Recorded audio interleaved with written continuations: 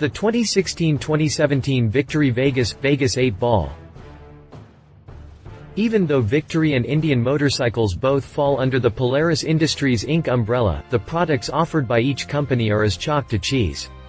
Indian tends to embrace the past, while Victory looks to the future.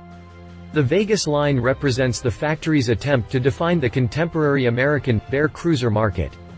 After a 3-year hiatus, the Vegas base model made it onto the 2016 lineup in sunset red sheet metal with a blackout drivetrain and bits of chrome, while the 8-ball version takes this Victory all the way over to the dark side with a fully blacked out custom look sure to appeal to the domestic crowd. These colors carried forward to 2017. End result, a naked cruiser that elevates understatement to an art form. In fact, the Bear Cruiser design is something of a blank canvas for custom builders, and there are projects out from Rick Fairless and the Ness family, just to name a few. Continue reading my review of the Victory Vegas and Vegas 8 Ball. Design. Vegas 8 Ball.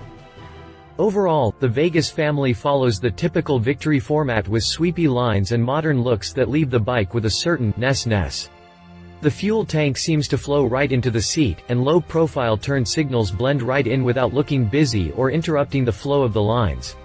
Normally, I find Victory's use of sweepy lines to be a bit excessive, but since this sled carries minimal sheet metal, that effect is limited to the lines defined by the gas tank, seat and rear fender. Frame members, exhaust pipes and engine components come shot in black, and only the polished edges on the cooling fins keep the engine from disappearing into the black hole under the gas tank on the 8 Ball. One good thing about this much blackness, any little bits of polish or chrome on the bike stand out like a beacon in the night.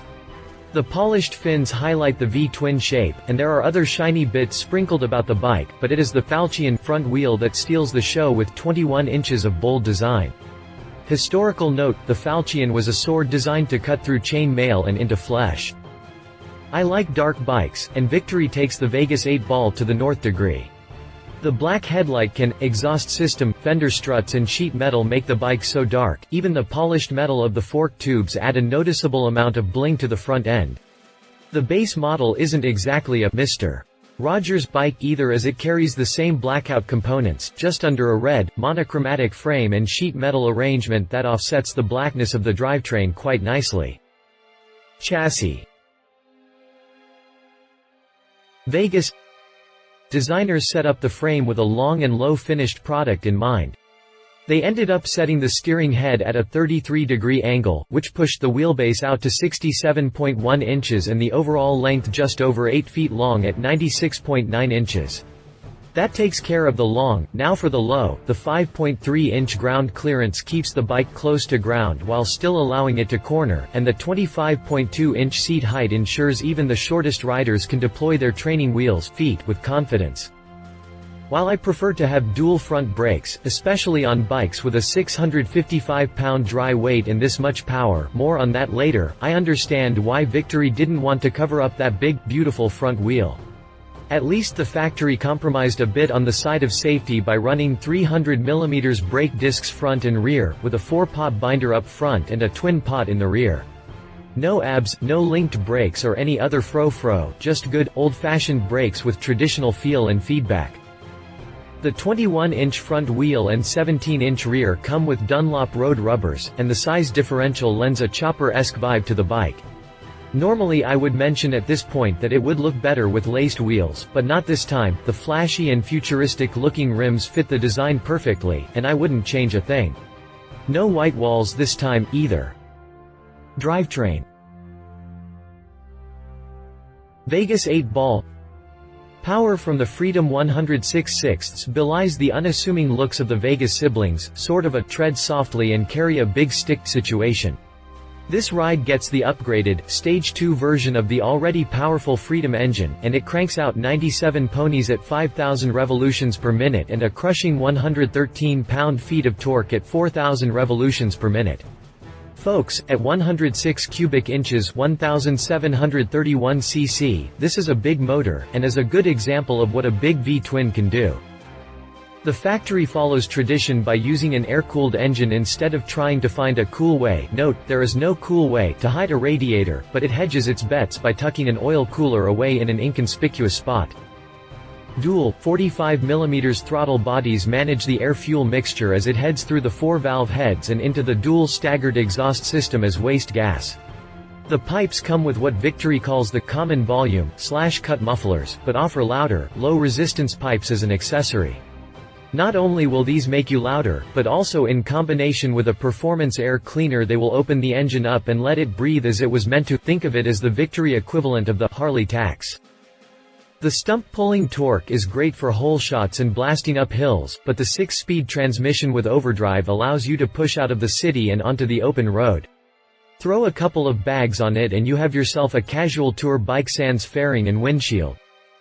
Competitors. I think it's only fair to compare apples to apples whenever possible, and my apple for today is the Street Bob from Harley-Davidson. Both bikes share varying degrees of blackout paint and attitude, and they are both what you would consider to be bare cruisers. Both engines qualify as big. The Freedom from Victory barely comes out on top with a 106-inch displacement over the 103-inch twin cam.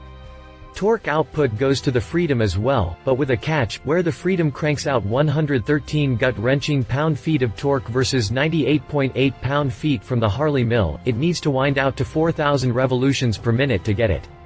The twin cam comes on earlier and peaks out at 3,000 revolutions per minute. Both bikes run a 6-speed transmixer, so they are both up to highway trips with the engine running at a reasonable RPM. Pricing is fairly comparable with the Victory going for $12,999, a little bit under the basic Black Street Bob at $13,699, but you should expect to pay a little more for the name if nothing else.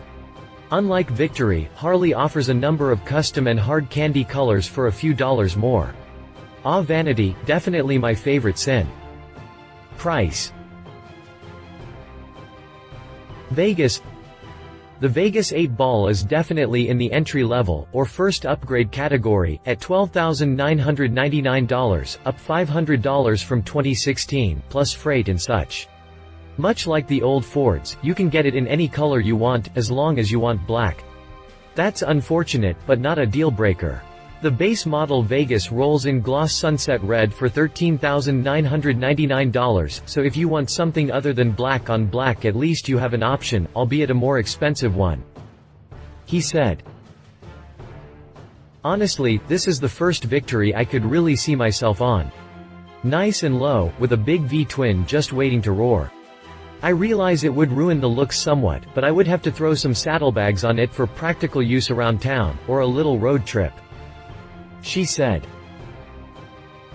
My wife and fellow motorcycle rider, Alan Hinton, says, I love the low seat height. I'm not crazy about how quiet it is. I'd have to opt for the louder, low-resistance muffler.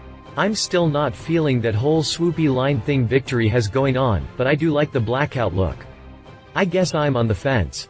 If I need to spend over $12 grand, I want to love the whole package. Specifications.